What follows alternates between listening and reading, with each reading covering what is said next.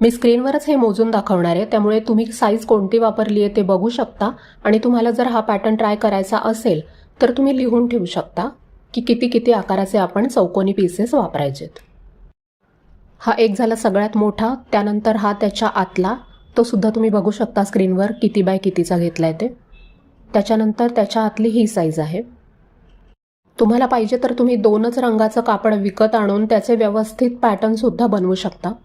आता मी ह्याच्यामध्ये colour combination किंवा असा काहीच विचार केलेला नाहीये. माझ्याकडे कपडे शिल्लक होते आणि त्यातूनच मला काहीतरी बनवायचं होतं. बरं, मी हा पॅटर्न पहिल्यांदाच बनवते, त्यामुळे हे सगळे पीसेस मी अगदी अंदाजे कापले होते. नंतर शिवताना तुमच्या लक्षात येईलच की ह्यातले काही पीस थोडेसे मोठे झालेत, तर ते आपण नंतर कापू शकतो. तर आता मी हा पॅटर्न शिवायला सुरुवात करते. सगळ्यात छोट्या साईजचे जे पीस असतात ते आपल्याला 2 घ्यायचे असतात. हे दोन्ही पीस असे एकमेकांवर ठेवायचे आणि साधारण पाव इंचापेक्षा थोडं जास्त एवढं मार्जिन सोडत त्याला संपूर्ण कडेने शिलाई मारून घ्यायची.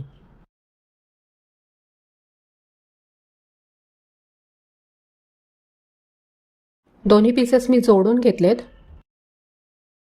जोडल्यानंतर ह्याला व्यवस्थित तिरक्या आकारामध्ये आपली फुली असते तशा पद्धतीने हे आखून घ्यायचं.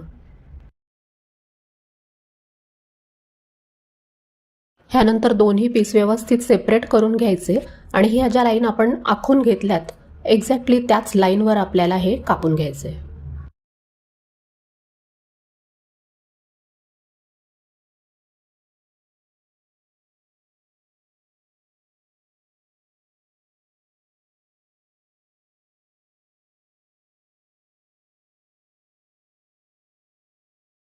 लाईन्सवर कापून झाल्यानंतर हे जे कोपरे निघाले असतात ते कापून टाकायचे.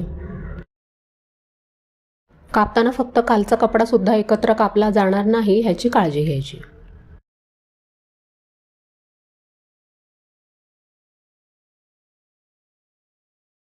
हे चारी बाजूचे पीस असे खोलून घेतले की त्यानंतर एकदा त्याच्यावर इस्त्री फिरवून घ्यायची. हे सगळे पीस मी असे एकमेकांवरच ठेवून घेतलेत. त्यानंतर त्याच्या पुढचा पीस मी घेतेय. ह्यानंतर आपल्याला परत त्याच पद्धतीने काम करायचे, म्हणजे सेम ह्याच साईजचा जो दुसरा पीस आहे तो ह्याच्यावर ठेवायचा. फक्त ठेवताना दोन्ही सरळ बाजू एकमेकांवर येतील अशा पद्धतीने कपडा ठेवायचा. म्हणजे डिझाईनची सरळ बाजू आणि कपड्याला उलट सुलट बाजू असेल तर ती सुलट बाजूच डिझाईनच्या भागावर आली पाहिजे. परत हे दोन्ही मी शिवून घेतलं. थोडंफार एक्स्ट्रा कापड राहिलंय तेवढं कापून घ्यायचं आणि त्यानंतर आपण आधी केलं तसंच फुलीची खूण करून घ्यायची पट्टीने व्यवस्थित आणि तिला आपण आधी कापलं तशाच पद्धतीने कापून घ्यायचं.